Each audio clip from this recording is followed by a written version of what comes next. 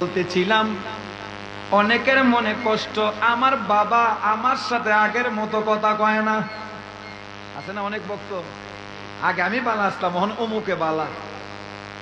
বাবা তুমি ফিরের হাকিকত বুঝবা না, আমাদের গান হইব একটা, ওরে আমি তোর পীড়িতের মরা তুই ছায়া দেখ না, এক নজর অপরাধী হইলেও আমি তো।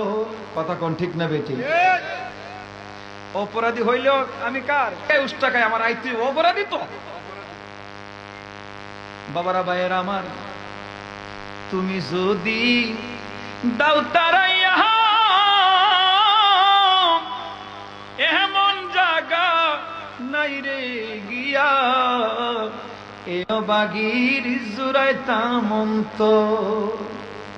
কথা কোন ঠিক না? কদম রাখি, কারণ আমি জানি মুর্শিদ নামের গোলাম যাজন হইয়া গেছে, তার রাস্তাঘাটে কোনদিন মরণ হবে না। তাইলে বুঝতে হইব, অনেকে ফতো হবো এই আল্লাহর গোলাম, আমরা আল্লাহর গোলাম না, কারণ আল্লাহর গোলাম হওয়ার যোগ্যতা নাই। কথা কয় না?